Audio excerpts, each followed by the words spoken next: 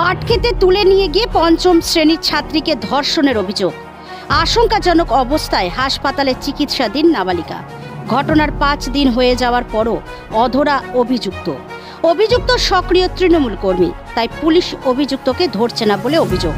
অভিযুক্তের গ্রেপ্তারের দাবিতে বুধবার সকালে রাস্তায় নেমে বিক্ষোভ দেখান স্থানীয়রা। সরব হয়েছেন শিক্ষকেরাও।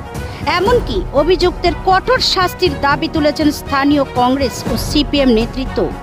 মালদহের হরিশ্চন্দ্রপুর থানার মশালদাহ গ্রাম পঞ্চায়েতের ঘটনা।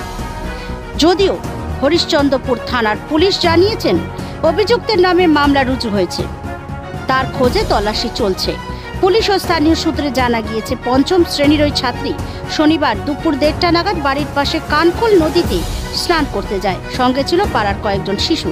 সেখান থেকে নাবালিকাকে ফুসলিয়ে পাশের পাট খেতে নিয়ে গিয়ে মুখে গামছা বেঁধে ধর্ষণ করে বলে অভিযোগ। Bureau report, news 24 Bangla live.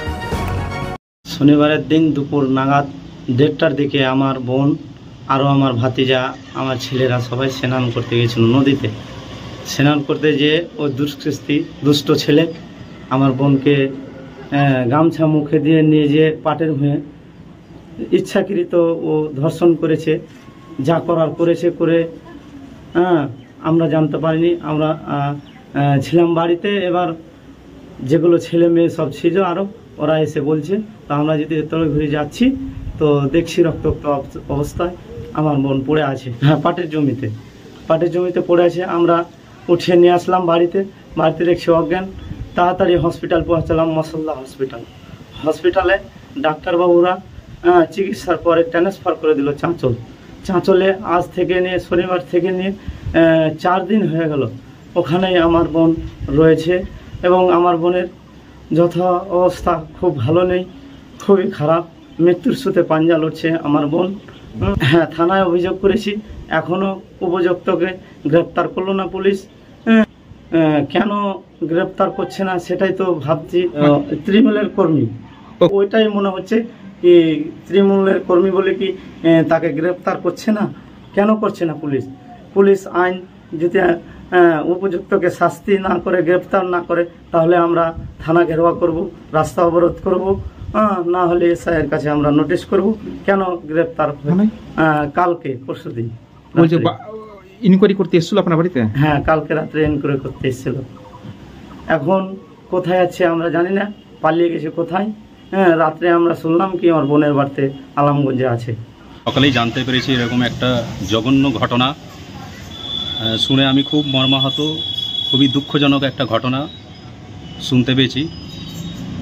এর যথোপযুক্ত যদি ঘটনাটা সত্যি হয়, তার প্রশাসন যাতে ব্যবস্থা গ্রহণ করে সেটা আবেদন করব। মানে বুঝতে পারলাম গত শনিবার এলাকারই কেউ আর কি তার সঙ্গে খারাপ কৃত্য করেছে, জঘন্য একটা ঘটনা ঘটিয়েছে। প্রশাসন এই ঘটনা, যেটা খুব জঘন্য ঘটনা, একটা পঞ্চম শ্রেণীর ছাত্রী, পঞ্চম শ্রেণীর মেয়ে, ছোট বাচ্চা মেয়ের সঙ্গে এরকম একটা ঘটনা, এটা মেনে নেওয়া যায় না।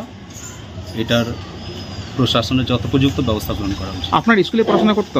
হ্যাঁ, পঞ্চম শ্রেণীর ছাত্রী। যে একটা ছোট্ট নাবালিকা মেয়ে, আমাদের বাড়ির পাশে যে নদী আছে সেই নদীতে প্রতিদিন ও স্নান করতে যায়, কিন্তু আমরা সেটা গুরুত্ব দিই না। শুধু স্নান করতে যাই, কিন্তু এক নোংরা একটা ছেলে মানে ওকে দেখে ওই পাটের জমি আছে পাশে, সেই পাটের জমিতে ওকে জোর করে নিয়ে গেছে। হয় টাকার লোভে বা টাকা দেখিয়ে তারপরে ওই জমিতে নিয়ে গিয়ে তাকে ওই ভিতরের দিকে ঢেকে, হ্যাঁ, সে কিছু নাবালিকা মেয়ে তো সে কিছু বলতে পারে না, হ্যাঁ, তার মুখে কাপড় গুঁজে দিয়ে ভিতরে জোর করে টেনে নিয়ে গেছে। টেনে নিয়ে গিয়ে ওখানে ধর্ষণ করেছে। ধর্ষণের ব্যাপারে যা ব্যবচার হয় সেই কাজ করেছে ও। তারপরে ওখান থেকে রক্তাক্ত অবস্থায় পড়েছিল। সেখানে আমাদের ভাতিজা হোক বা ভাইয়ের ছেলে হোক, বাচ্চা চ্যাংড়া, ওরা দেখেছে। দেখার পরে আমাদেরকে খবর দিয়েছে। খবর দেওয়ার পরে আমরা সেখানে গিয়েছি। সেখানে গিয়ে দেখছি তো রক্তাক্ত অবস্থায় তার দেহ পড়ে আছে। আমরা সেখান থেকে উদ্ধার করে নিয়ে এসে বাড়িতে রেখেছি, তারপরে অজ্ঞান অবস্থায় আমরা তাকে হসপিটালে পৌঁছেছি। ঘটনা ঘটেছে শনিবারের দিন, সে কত তারিখ ছিল রে? শনিবার 1:30 নাগাদ। 14 তারিখ। আজ কদিন হলো? প্রায় আজকে 4 দিন হলো। এখন প্রায় মানে খুব অবস্থা খারাপ, হসপিটালে 4 দিন থেকে ভর্তি হয়ে আছে। এখন পর্যন্ত সে ওই অবস্থায় আছে। আমরা ডাক্তারবাবুকে বলেছি, ডাক্তারবাবু রিপোর্ট চেক আপ করার পরে আমরা জানতে পেরেছি যে এর অবস্থা একদম খুব শোচনীয় অবস্থা হয়ে আছে। হ্যাঁ, আমরা থানায় গিয়েছি, প্লাস ফাঁড়িতে গিয়েছি।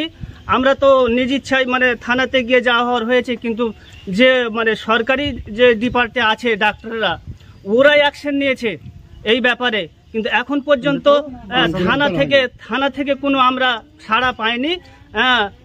তারপরে পাইনি, কিন্তু আমরা তাড়াতাড়ি খুব চেষ্টা করব যাতে মানে থানা থেকে তাকে গ্রেপ্তার করার।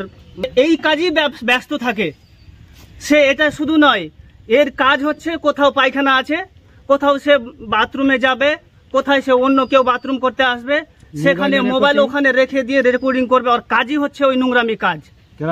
হ্যাঁ, আমরা চাইছি যে এই নোংরা ছেলেকে, এই ব্যভিচার ছেলেকে, অসভ্য নোংরা গাধা ছেলেকে আমরা তার শাস্তি চাই, তাকে যেন ফাঁসি হয়।